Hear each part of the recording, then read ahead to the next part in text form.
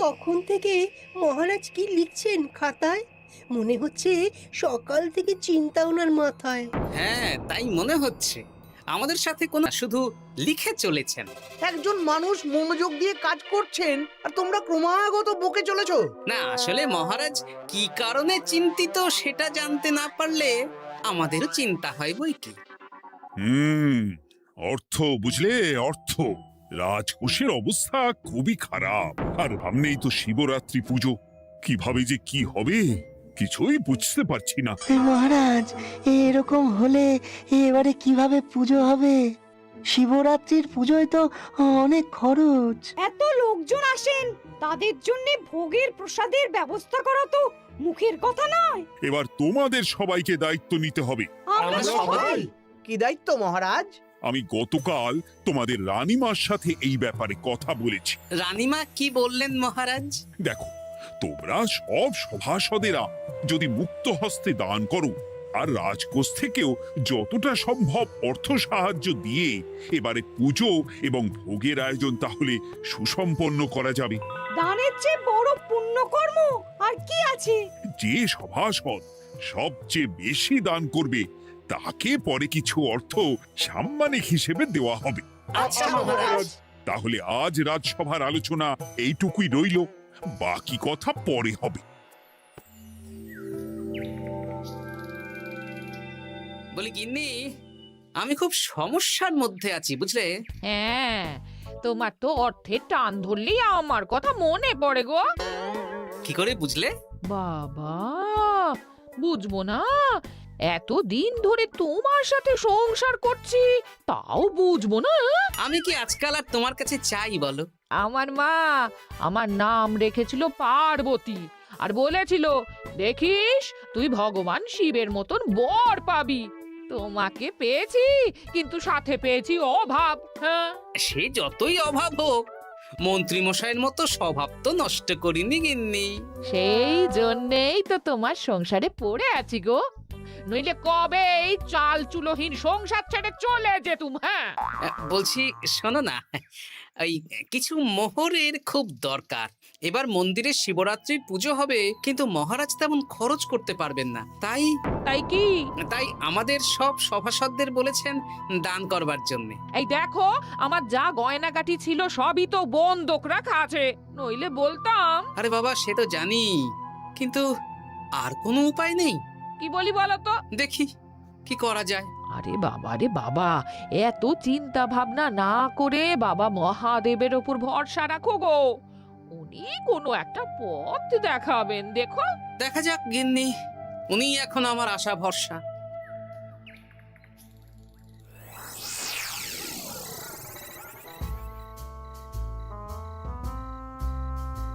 আরে মন্ত্রী মশাই, আপনি তখন থেকে শুধু এদিক ওদিক করছেন কেন বলুন তো? তা কি করব?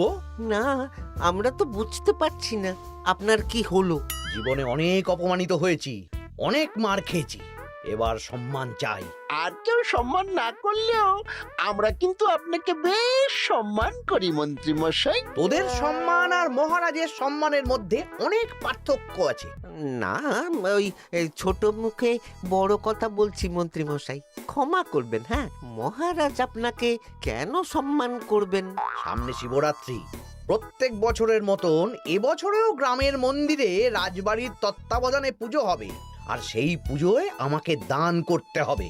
তা করুন, আপনার কি অর্থের অভাব নাকি?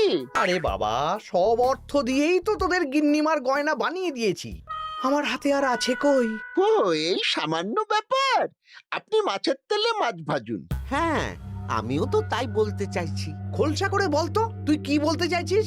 মানে আমি বলতে চাইছি, আপনি আমাদের দায়িত্ব দিন, আমরা রাজ্যবাসীদের থেকে চাঁদা তুলবো, ভিক্ষে করব। আরো অনেক কায়দা করে অর্থ উপার্জন করে আপনার হাতে দেব, আর সেই অর্থ আপনি নিজের বলে চালিয়ে দেবেন। ব্যাস, তাহলে তো আমার 90% চিন্তাই মাথা থেকে নেমে গেল। ব্যাস, আর কোনো চিন্তা নেই।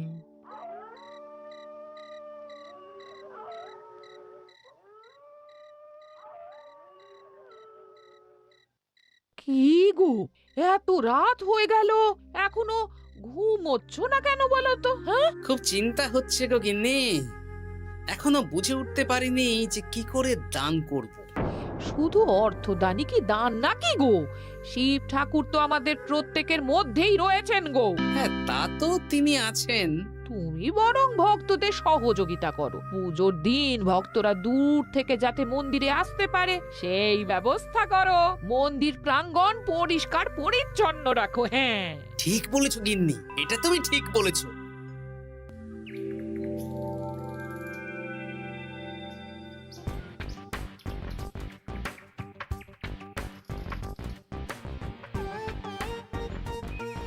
এই যে বাড়িতে কে আছেন?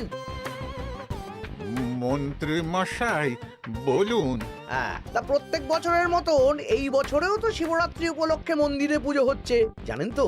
হ্যাঁ, সে তো জানি, কিন্তু আমার গিন্নির পায়ে এত ব্যথা যে এবারে আর জল ঢালতে যেতে পারবে বলে তো মনে হয় না। তাতে কি, আপনি দান করুন, বাবা দূর থেকে আশীর্বাদ দিয়ে দেবেন। দান? তা কিসের দান? এত ধুমধাম করে পুজো হবে, তার দান। এ কি, এতদিন ধরে মন্দিরে তো দান দেওয়ার কোনো ব্যাপার ছিল না। এবার আছে। দান করা সবচেয়ে বড় ধর্ম। আহ, আমরা বুড়ো বুড়ি খুব অল্প অর্থে সংসার চালাই। আমাদের ছেলে যেটুকু পাঠায় তা দিয়েই চালাই। আমরা আর কি দান করব মন্ত্রী মশাই? দরকার হলে কদিন না খেয়ে থাকবেন, বাবার নামে উপোস করবেন, আর যে দান করবে না আমি তাকে এই রাজ্যে থাকতে দেব না। ওরে বাবা রে, দিচ্ছি দিচ্ছি দিচ্ছি। আর শুনুন, এই দানের ব্যাপারটা যেন 5 কান না হয়, নইলে কিন্তু। ওরে বাবা, না না না, ঠিক আছে ঠিক আছে। আজকে সারাদিনে ভালোই রোজগার হয়েছে, কি বলিস বটা? হ্যাঁ, কালকে আবার সারাদিন চাঁদা তোলা হবে। চাঁদা নয়, বল চাঁদার নামে দান তুলছি। হ্যাঁ, আর যা ভয় দেখাচ্ছি, কেউ ভয় মুখ খুলবে না। এই তো যাই, এরকম চলতে থাকলেই আমাকে সেরার সেরা দানি হওয়া থেকে কেউ আটকাতে পারবে না। এই তুমি এই ভর দুপুরে বস্তা কাঁধে নিয়ে কোথায় যাচ্ছ গো? একটু জঙ্গলের দিকে যাচ্ছে গিন্নি, শুকনো কাঠ নিয়ে আসি। পুজোর দিন তো ভোগের রান্না করতে জ্বালানি লাগবে, দেখি শুকনো কাঠ নিয়ে রাজবাড়িতে দিয়ে আসবো। বেশ বেশ বেশ, যাও। হে দেবাদিদেব মহাদেব, তুমি একটু দেখো বাবা।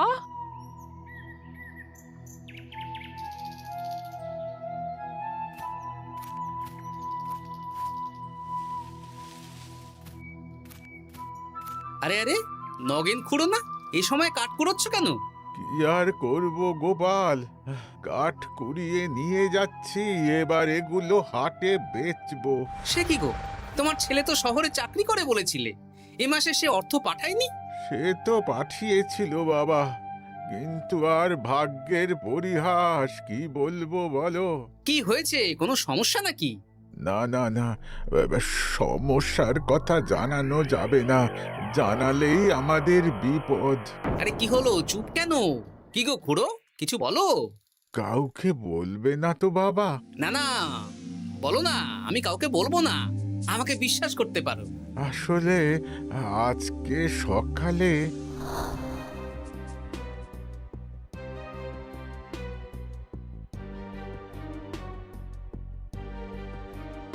হ্যাঁ, মন্ত্রী মশাই? হ্যাঁ, শুধু আমাদের বাড়ি থেকে না, গ্রামের সব বাড়ি থেকে তুলেছে। ঠিক আছে খুড়ো, তুমি নিশ্চিন্তে থাকো। আর আমার চিন্তার শেষ নেই। আমার গিন্নির কদিন ধরে এত পায়ে ব্যথা যে এবারে অতটা হেঁটে মন্দিরে বাবার মাথায় দুধ ঢালতে যেতে পারবে না। ঠিক আছে, তুমি একদম চিন্তা করো না, আমি দেখছি কি করা যায়।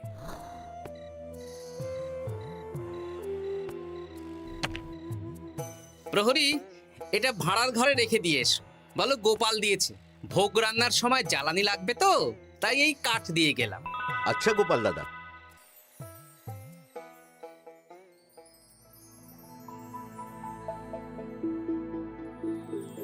তারপর সবাই কিছু অর্থের যোগান করতে পারলে মহারাজ, আমি 5 মোহর অর্থ সাহায্য করতে চাই। আমিও 5 মোহর মহারাজ। বেশ।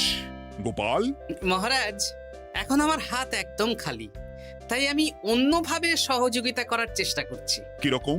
এই তো গতকাল আমি 1 বস্তা কাঠ দিয়ে গিয়েছি, আজকে আরো দেব। তারপর আগামীকাল মন্দির চত্বর পরিষ্কার করব, আগাছা পরিষ্কার করব, পুজোর দিন ভিড় সামলাবো, যারা দূর থেকে আসবে তাদের একটা গরুর গাড়ি করে নিয়ে আসবো। আচ্ছা, বেশ বেশ, কর। মন্ত্রী, মহারাজ, এই নিন। এতে 200 মোহর আছে, আমি আরো দান করব, আপনি কোনো চিন্তা করবেন না মহারাজ। বাহ বাহ বাহ বাহ বাহ, এ তো বিশাল ব্যাপার। আমি জীবনে অনেক পাপ করেছি, তাই এখন দান করে একটু যদি পুণ্য লাভ হয় সেটাই আশা। বেশ বেশ। পণ্ডিত, তুমি আর রাজবৈদ্য তাহলে পুজোর দশকর্মা দ্রব্যাদি কেনাকাটা শুরু করো। এখন ধারে নিয়ে আসবে, পুজোর পরে সব শোধ করে দেওয়া হবে। আচ্ছা মহারাজ, ঠিক আছে। তাহলে আজকে আমি আর পণ্ডিত মশাই দুজনে বাজারের দিকে যাব আর সব দশকর্মার দ্রব্যাদি কিনে নিয়ে আসব। হ্যাঁ হ্যাঁ, তাই কর।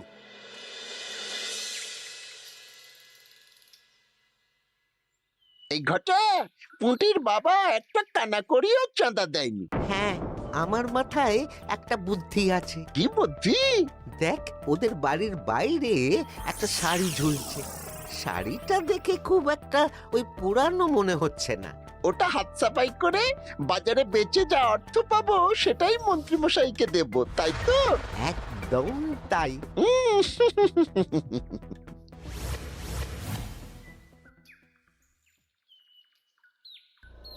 হাই পুটি, দেখ তোদের বাড়ি থেকে বটা ঘটা কাকা শাড়ি চুরি করছে। হ্যাঁ, তাই তো। ন্যাপলা, ওরে বাবা রে, মরে গেলাম রে, ওরে মরে গেলাম। পালাও পালাও পালাও, ওরে বাবা। এই কি হয়েছে রে? চিৎকার করছিস কেন? আর বটা ওভাবে পালালো কেন? এই বটা ঘটা কাকা ওই পুটির মায়ের শাড়ি চুরি করে পালাচ্ছিল, আমরা ধরে ফেলেছি। সাব্বাস, এই তো চাই। তার মানে মন্ত্রী মশাই এখন দান করার জন্য চুরিও করাচ্ছে। বাহ! কি ভাবছো গোপাল দাদা? না, কিছু না। আচ্ছা পুটির বাবা, তোমাদের বাড়ি মন্ত্রী মশাই চাঁদা তুলতে আসেননি? এসেছিলেন তো, কিন্তু আমি বলে দিয়েছি আমি পারবো না। নিজেদের বীজ ধান কেনার অর্থ নেই, চাঁদা দেবো কি করে? আচ্ছা, এই ব্যাপার, এবার বুঝতে পেরেছি। অনেক ভয় দেখালেন, চমকালেন, কিন্তু কিচ্ছু দিইনি। তাই বটা ঘটা চুরি করতে এসেছিল, বুঝেছি। বেশ, এই সাবধানে থেকো। কিভাবে যে সংসার চালাবো? শোনো পুটির বাবা, তুমি এক কাজ করো। বলো। জঙ্গলে অনেক ধুত্র গাছ, আকন্দ গাছ আছে। তুমি পুজোর দিন সকাল থেকে মন্দিরের কাছে একটা ফুল মালা বেলপাতার দোকান দাও। এটা ভালো বুদ্ধি দিয়েছো। আমি তো এখন মন্দির প্রাঙ্গণ সাফ সাফাই করতে যাচ্ছি, আমি বরং কাজের ফাঁকে তোমার জন্য একটা ছাউনি দিয়ে মন্দিরের কাছে দোকান বানিয়ে দেব। তাহলে তো খুবই ভালো হয়। এই পুটি, তোরাও আমার সাথে চল, হাতে হাতে সাহায্য করবি। চল চল চল। চলো গোপাল দাদু।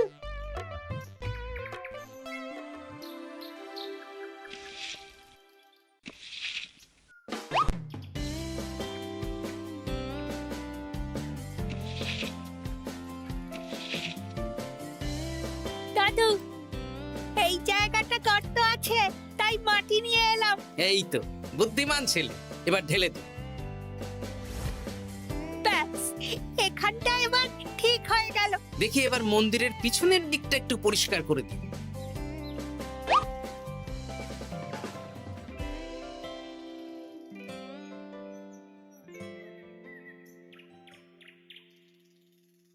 জয় মহাদেব।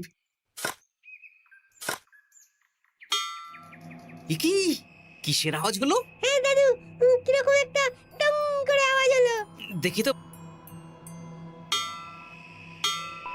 আরে বাবা, এটা ঘোড়া মনে হচ্ছে। হ্যাঁ তাই তো মনে হচ্ছে। জয় মহাদেব। বের করো বের করো। এই তো।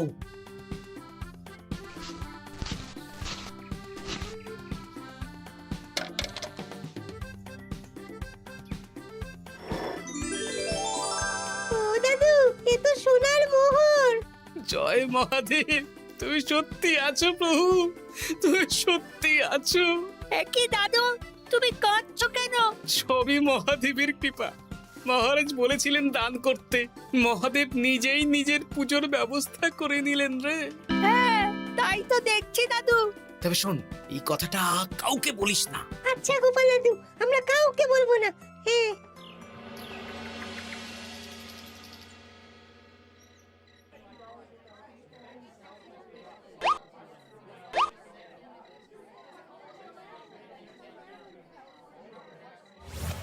এবার আগামীকাল পুজো।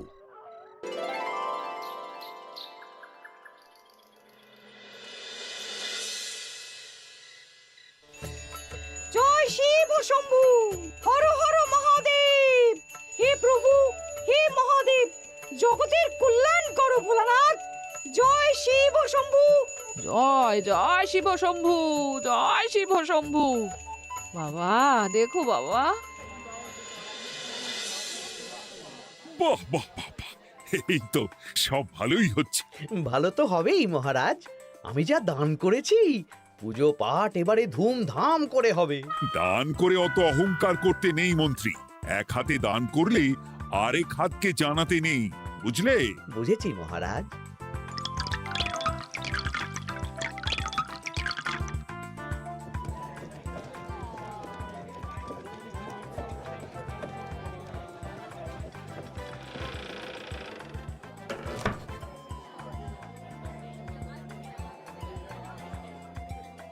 আসুন খুড়িমা, আপনি আসুন। সত্যি গোপাল, তোমার মতো মানুষ হয় না। আমার পায়ে বড় ব্যথা, ভেবেছিলাম এই বছর হয়তো মন্দিরে আসতেই পারবো না। আহা, আমি তো আপনার ছেলের মতন। আর কাল আবার আসতে হবে, বড় মাঠে ভোগের আয়োজন আছে, গাড়ি পাঠিয়ে দেব, কেমন? বেঁচে থাকো বাবা, বেঁচে থাকো। দেখো দেখো গোপালকে দেখো, ও হয়তো অর্থ সাহায্য করেনি, কিন্তু অন্যভাবে কত সাহায্য করছে। এই মন্দির প্রাঙ্গণ থেকে সব আগাছা পরিষ্কার করেছে। মহারাজ, আপনার সাথে কিছু কথা আছে। কি কথা? এখানে বলা যাবে না, যা বলবো আড়ালে। আচ্ছা চল।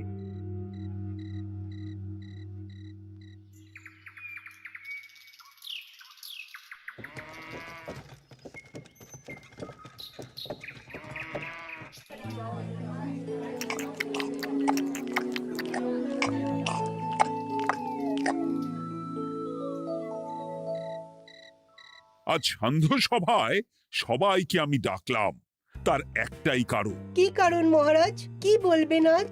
গতকাল শিবরাত্রির পুজো আর আজ বেলার পুজোর ভোগ গ্রহণ পর্ব বেশ ভালোভাবেই সুসম্পন্ন হলো। এতে আমি খুব খুশি ও শান্তি পেয়েছি। তাই মহারাজ আমাকে সম্মান প্রদান করবেন, তাই তো? আমার মনে হয় আমি সবচেয়ে বেশি দান করেছি। না, তুমি তো কোনো নিঃস্বার্থ দানই করনি। মানে আমি যে কত মোহর দিলাম। ওগুলো তো লোকজনকে ভয় দেখিয়ে দানের নামে চাঁদা তুলে দিয়েছো। সেরেছে, সব জেনে গেছেন। হ্যাঁ, সেই জন্য সম্মান নয়, তোমাকে শাস্তি দেওয়া হবে। ওরে বাবা রে, ভুল হয়ে গেছে, ভুল হয়ে গেছে। ক্ষমা করুন মহারাজ, ক্ষমা করুন। এসব ক্ষমার অযোগ্য ভুল। যাই হোক, মহাদেবের কৃপায় মহাদেবের পুজো হয়েছে। তুমি যে অর্থ লোকজনের কাছ থেকে তুলেছিলে সেটা লোকজনের মধ্যেই বিলিয়ে দেওয়া হবে। তাহলে পুজোয় যা খরচ হলো তার বকেয়া কিভাবে মেটাবেন? সেটার ব্যবস্থা তো স্বয়ং মহাদেব করেছেন মন্ত্রী মশাই। হ্যাঁ, মহাদেব কিভাবে? আমি একদিন বিকেল বেলা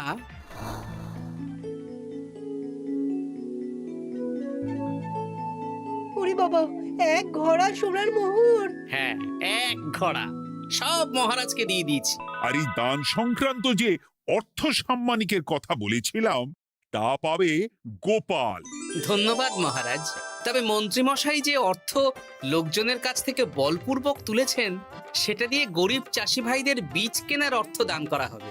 আর মহাদেবের কৃপায় যে এক খড়া মোহর পাওয়া গেছে তা দিয়ে বকেয়া মেটানো হবে। সাবাস গোপাল, সাবাস। এই না হলে আমার গোপাল। সাধু সাধু। আর মন্ত্রী মশাইকে কি করা হবে? ওকে কাল শাস্তি দেওয়া হবে।